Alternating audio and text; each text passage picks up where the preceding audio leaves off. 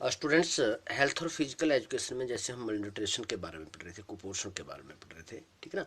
वो एक बहुत ही अहम विषय है जो कुपोषण की, जहाँ तक बात है।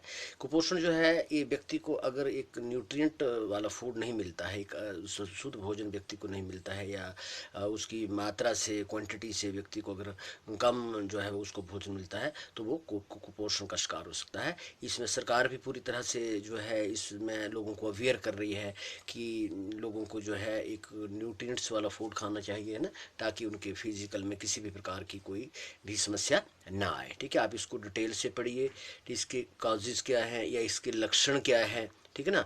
इससे क्या शरीर में कितनी जो है इम्बैलेंस हो जाता है, जो संतुलन जो है वो बिगड़ जाता है, और कई प्रकार की बीमारियों का शिकार हो सकता था। तो हमने बड़े डिटेल में देखा कि जैसे अडल्ट्रेटेड फूड जो है वो भी इसका एक कारण हो सकता है। अगर हम इस प्रकार का मिलावटी भोजन खाएंगे, या मिलावटी जो सब्जियों में मिलावट होगी, मसालों में मिलावट होगी, या दालों में मिलावट होगी, तो कई प्रकार से जो है कहीं ना कहीं वो जाकर बॉडी को जो है वो उसका फर्क पड़ेगा, और शरीर का संतुलन जो है पूरी तरह से बिगड़ जाएगा, और व्यक्ति को कई प्रकार से जो है कई समस्याओं का जो है अपनी लाइफ में सामना करना पड़ेगा। ठीक है ना। तो इसी प्रकार से अगर एक कुपोषण के कारण अगर जो हम अगर बच्चों को अपने लोगों को, जो बच्चे जो हैं, लोग जो हैं अपने बच्चों को अगर सही भोजन नहीं देंगे तो वो कुपोषण का शिकार होंगे। ठीक है ना। वो एक सही तरीके से जो है आगे ग्रो नहीं कर पाएंगे। ठीक है, कोई डेवलपमेंट नहीं होगा, उनका बॉडी का इतना ज़्यादा डेवलपमेंट नहीं होगा।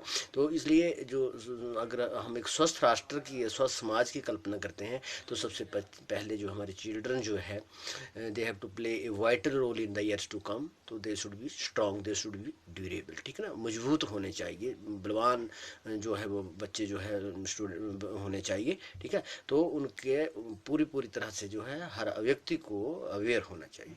आगे इसी से रिलेटेड हम एक चीज़, जो अगला नेक्स्ट टॉपिक आएगा हमारा, general problem of obesity and over weight. ठीक है ना, शरीर के अधिक भार और स्थूलता की समस्या। आज हम देखते हैं कि जो मोटापन है लोगों में, आयु के हिसाब से, जैसे जैसे आयु बढ़ती है उसके शरीर मोटा हो जाता है, या कई बार बच्चों में भी इस प्रकार की बीमारी जो है वो फैल जाती है कि आयु के हिसाब से अगर देखा जाए तो उनका वज़न काफ़ी बढ़ जाता है, और वो अच्छी तरह से जो है वो अपने फिजिकल लेवल को डेवलप नहीं कर पाते हैं। तो आमतौर पर हमारे समाज की एक बहुत बड़ी जो ओबेसिटी की जो प्रॉब्लम है, स्थूलता की जो समस्या है, आम लोगों में देखी जाती है, और इसमें कई प्रकार के कष्ट व्यक्ति को झेलने पड़ते हैं, और इसका जो डेवलपमेंट का रास्ता होता है इसमें जो है इस प्रकार की ओबेसिटी जो है वो एक बहुत बड़ी बाधा जो है मानी जाती है। ठीक है, और जहाँ हम व्यक्तियों में जो जॉइंट वोन्स के रोगों की समस्या का होना भी स्वाभाविक होता है। ठीक है ना, कई प्रकार से जो स्थूल व्यक्तियों में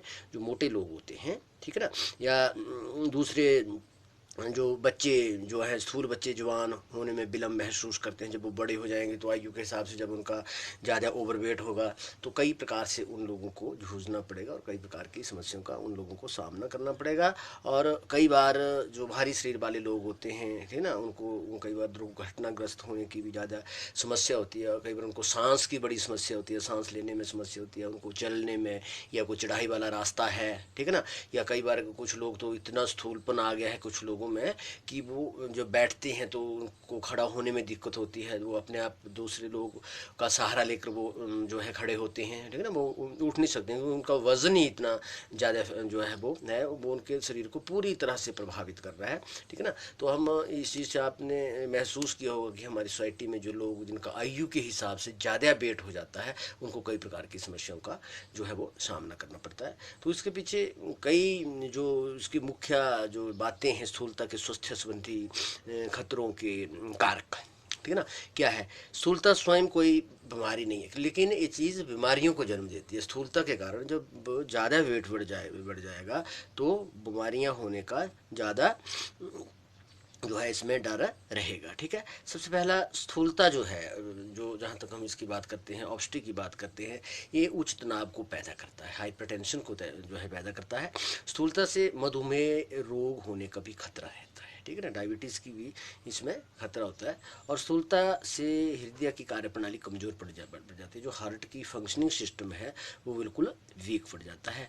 और श्वास संबंधी बीमारियां भी हो सकती है, ठीक है ना, जो हमारे श्वास संबंधी जो बीमारियां हैं वो आमतौर पे जो है इससे भी स्थूलता के कारण भी हो सकती है। स्थूलता से धमनियों की बीमारियां भी पैदा होती है, ठीक है। और स्थूलता से एंड्रोमेट्रियल कैंसर भी हो सकता है। और स्थूल व्यक्ति की शल्य चिकित्सा में परेशानी आती है, ठीक है जी। और स्थूलता से कोरोने रिहार्ट नामक बीमारी का भी इसमें खतरा बनता रहता है। और स्थूलता से प्लाज्मा लिपिड और लाई लाइपोप्रोटीन में गाढ़ापन पैदा होता है, ठीक है। आगे स्थूलता के कारण, जो ऑबस्टी के कारण क्या है, सबसे पहले बसिया कोषों की संख्या और उनका आकार, ठीक है। और शरीर के भार के प्रतिशत का शरीर में वसा प्रतिशत से संबंध, ठीक है।